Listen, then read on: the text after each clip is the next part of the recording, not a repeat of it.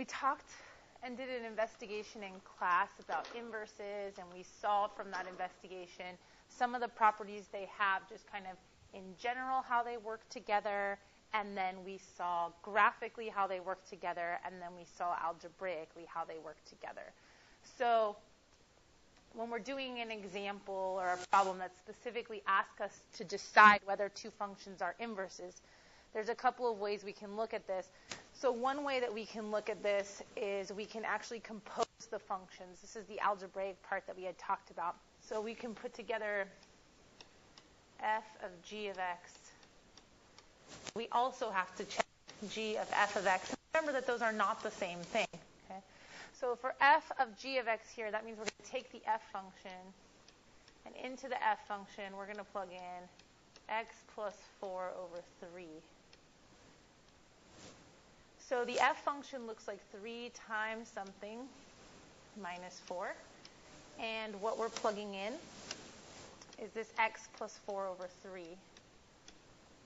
So finish the operations here. We see these 3's would cancel. We'd have x plus 4 minus 4, which leaves us with x. So when we compose f of g of x, we get x as the answer, which is promising because remember, inverses undo each other. So if x is what I plugged into g, then when f is applied to the answer, I'd want to get x back, which is this arithmetic or algebra is showing me I would get x back in any case, no matter what number it is. So now I'm going to go ahead and do the same thing for g of f of x. So that means I'm going to do g of 3x minus 4. The g function is x plus 4 over 3. And notice I just left that spot to be filled in. And what I'm filling in is 3x minus 4.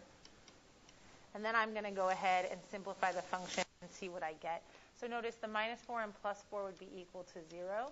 And 3x divided by 3, 3 divided by 3 is 1, leaving us with x. So in this case, both directions of composition show us that the functions would undo each other and give back x. So in this case, yes, they would be inverse functions. All right, so let's look at the second set of equations. So we're going to do the same thing. We're going to find g of h of x and h of g of x. And remember, they're not inverses if they give us the same thing. They're inverses if each of them give us back what we started with, which in each case is x. So this means plug x into the h function, which gives us negative 2x plus 3 according to the way the functions are written. The g function says 2 times something minus 3. And the something that we're plugging in is the negative 2x plus 3. So when I distribute the 2, I'm going to go ahead and finish this calculation. So I distribute the 2, I have negative 4. Negative 4x plus 6 minus 3, which is going to simplify to be negative 4x plus 3. Now, I can stop right there, and I don't even need to check the other composition, because remember, in order for something to be a function, both ways that you compose the function, you need to start with x being plugged in, and you need to get x out, which is not this. Okay? So that doesn't mean you can't compose these functions. It just means that by looking at the composition, I saw that I don't get back what I started with, and therefore, they are not inverses. All right, the second thing we could do, like we saw graphically, that the graphs have some symmetry, is we could actually go through and graph each of these functions. So here, f of x equals 3x minus 4. That is a line with a y-intercept of negative 4 and a slope of 3. And I can't draw a straight line really well on this, so I'm going to give myself lots of points to follow. Okay, so there's my f of x function.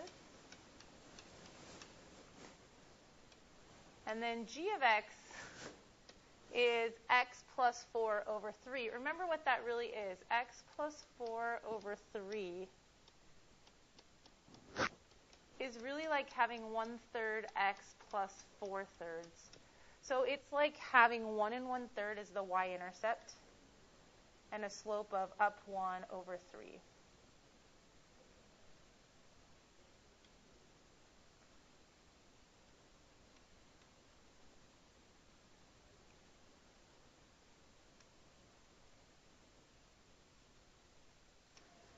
All right, and then, so let's check and see if these lines seem to meet our requirement graphically. And that requirement was that the lines had symmetry about the line y equals x. So notice if I put that line in here dashed, you can see if you folded the graph over that line, a green portion would end up on a blue portion each time. Okay, they're kind of reflections over that line or symmetrical about that line, so that definitely works. Now, in the other situation, with g of x and h of x, if we graph them, so g of x is 2x minus 3, so negative 3 is the y-intercept with a slope of 2.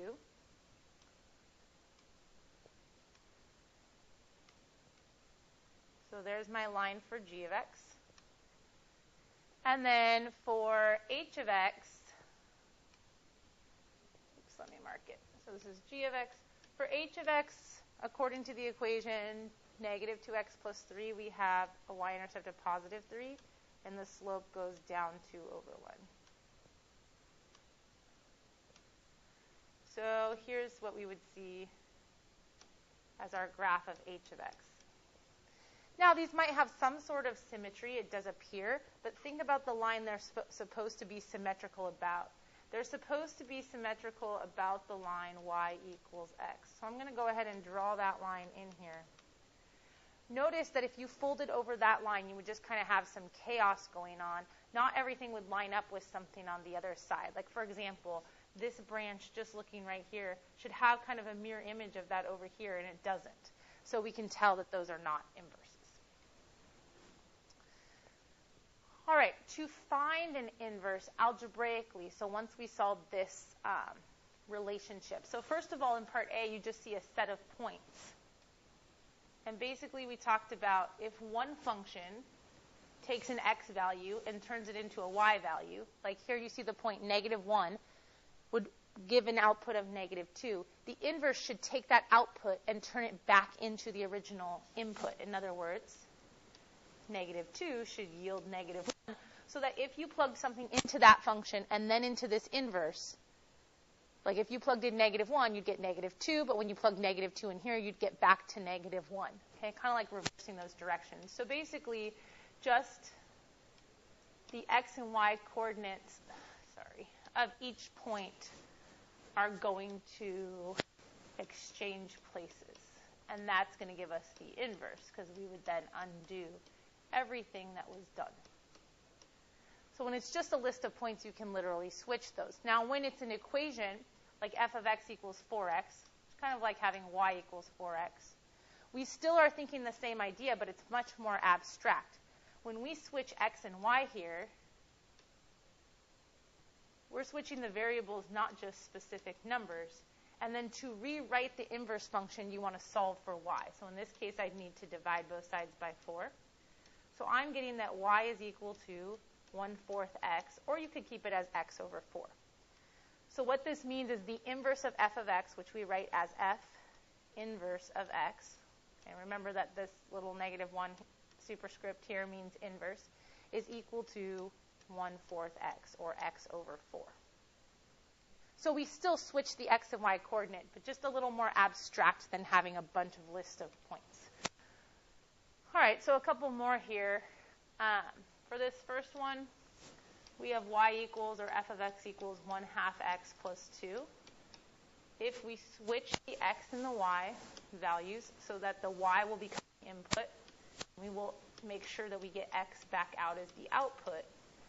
And then we go ahead and we solve this equation for y.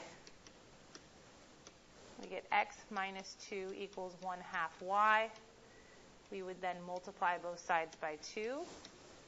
We'd get 2x minus 4 equals y. So our inverse function, f inverse of x, would be equal to 2x minus 4. And again, you could check your answers by composing the functions or looking at their graphs and making sure that they work out the same. Now, this function in part D should say x plus 2 squared minus 3.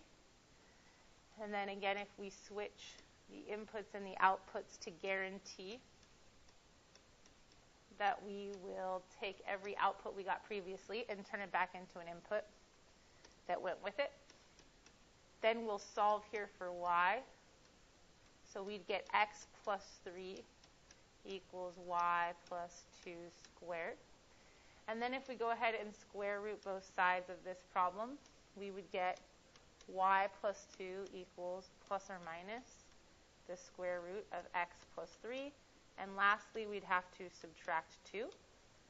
So we're going to have y equals plus or minus the square root of x plus 3. And outside the radical, we have minus 2. Okay, so written like an inverse notation, we have f inverse of x equal to that expression. Or you could write the negative 2 first if you're more comfortable with that, and then plus or minus the radical with x plus 3 in it.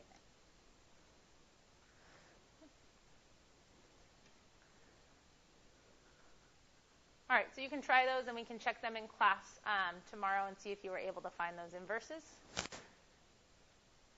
All right, so now you have a couple of graphs, and they ask you to sketch the graph of the inverse. Now, you don't need to know the equation to do that. Remember that inverses have symmetry about this y equals x line, which means everything I see on one side should show up on the other side if we had folded that over. So, for example, this branch that I see right here, I want that same thing kind of on this side over here,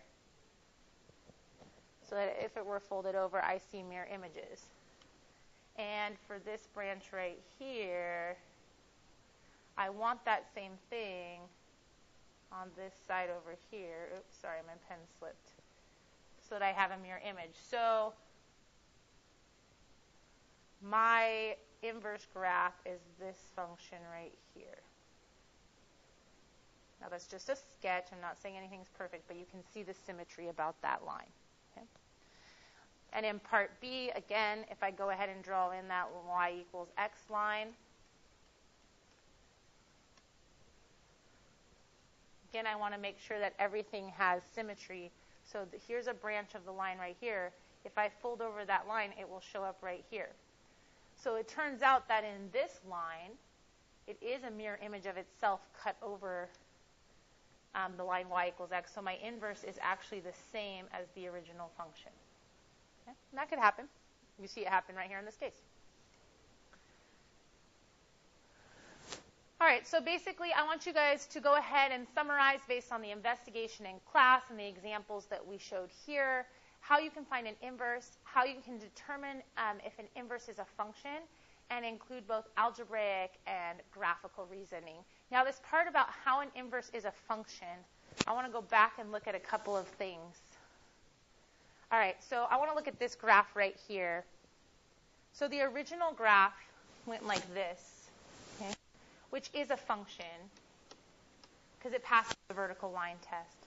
Now, the inverse went more like this, okay, which is not a function because it wouldn't have passed the vertical line test. But the question is, how can you look at the original function and know if the inverse is going to pass the vertical line test without drawing it? Okay. Notice that the inverse just basically became this function kind of rotated 90 degrees. Okay. So what used to be, what is a vertical line on the new function, okay, if I'm running the vertical line test and I say, oh, it fails. If we rotate that back to the original function, it would be like having this line right here. Okay. So basically, I can run the vertical line test on the original function to see if that function itself is a function. But if I run a horizontal line test, it will tell me if the inverse is a function. So for example, if I have this graph, it passes the vertical line test, so it is a function. Is its inverse a function? So think about a horizontal line test. If you ran a bunch of different horizontal lines through here, would it ever violate that? No. So it turns out its inverse is also a function. Now, think about a cubic. Okay. Say we go like this. That's a function because it passes the vertical line test. But could you find a place where it would fail a horizontal line test? And you could, and that's because its inverse, it would look something like this and wouldn't pass the vertical line test because this original function doesn't pass the horizontal line test. So I just want you to keep that in mind as you're summarizing how you can tell if they are functions. Okay, and make sure you discuss the algebra part of it as well as the graphical part of it.